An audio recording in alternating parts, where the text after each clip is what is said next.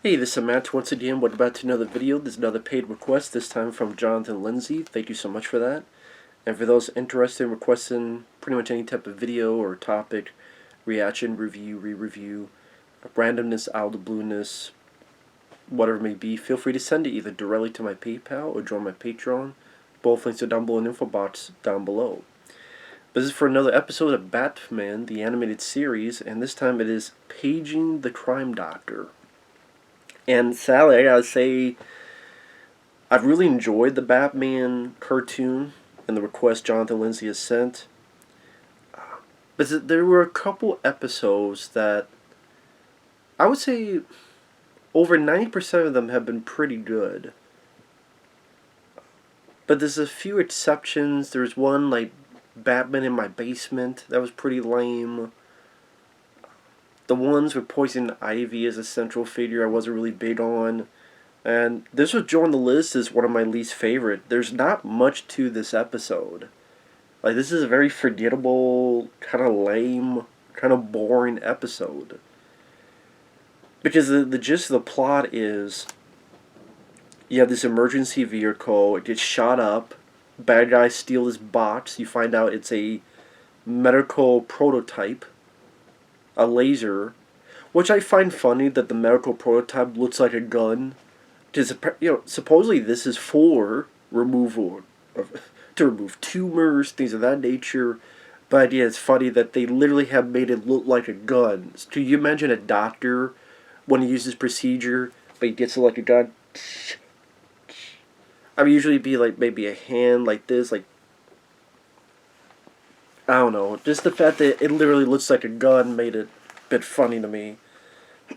Can't help it. But Batman tries to stop it. At one point, he gets hit near the side of the head with the laser, so later on he has to deal with a concussion. That's why normal goons will beat him up, because he still deals with his concussion.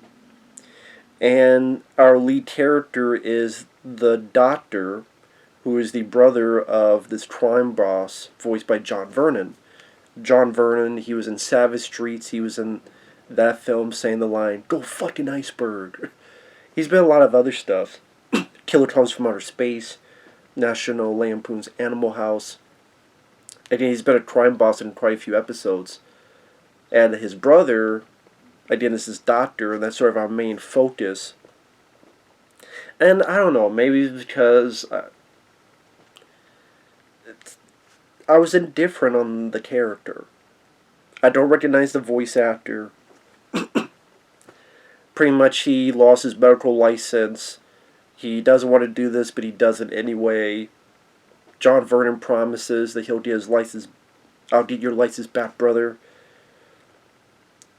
John Vernon has a health issue. He's got a tumor by his heart, so he wants his brother to help perform on him. The brother says, "Well, I can't do this alone. I need someone's help. I know the person." The person is a lady who works at the Thomas Wayne Free Clinic. She's someone who knows Bruce Wayne, knows that he's Batman. That's where Batman goes, and she deals with him and says, "Oh, he got a concussion, you gotta stay in bed." John Vernon's brother, the Doctor, and some goons go to the lady's place. They kidnap her,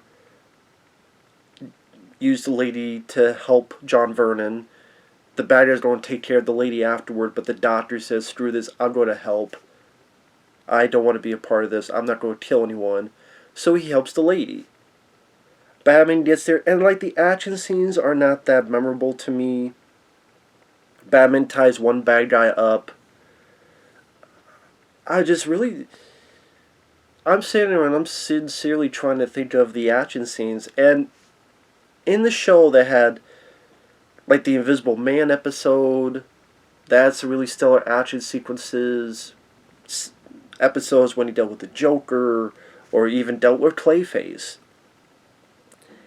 Again, just the plot, the story, the main focus character, none of them really are that memorable.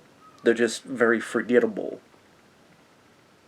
So forgettable, one of my cats is crying in protest for me reviewing this. But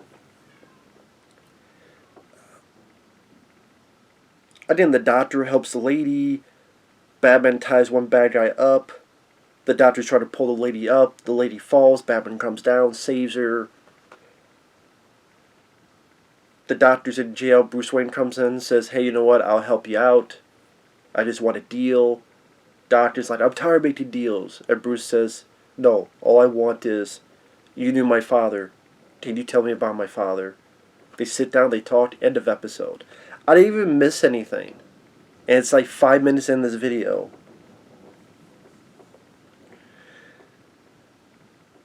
I mean, John Vernon's wasted. I mean, the fact it's not like the character gets caught. It's not like the character really directly deals with Batman.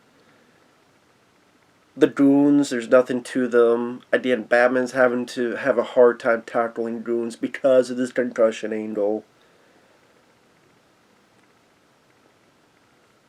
And again, there's nothing visually or cinematically or action-wise that really makes it stand out compared to the multitude of episodes that were just much more interesting or much more exciting. Like I said, the plot is very meh. It's a very meh plot. It makes you go, why was this even made? So I would say it's definitely, if I did a top 10 least favorite episodes, this would be on there. I would still say Batman in My Basement is the worst. And then the couple with Poison Ivy is the central figure. They're in there. I don't know what all would be in the 10. But I would say Batman the Animated Series, I will admit, has a really good batting average. They made a lot of episodes, and like I've said, the majority of them are at least interesting or visually cool to look at, or they have a couple just either good serious plot points or action scenes, or even just superficial, oh wow, that's cool, they got that guy to voice it. Or they got Mark Sr., the Beastmaster, to voice this villain, Man-Bat. They got this. This kind of fell empty. You know, it didn't dive any more into Bruce's psyche. He wants the guy to tell about his father, but we don't get to hear any of that conversation. So you don't get any detail about Bruce's father.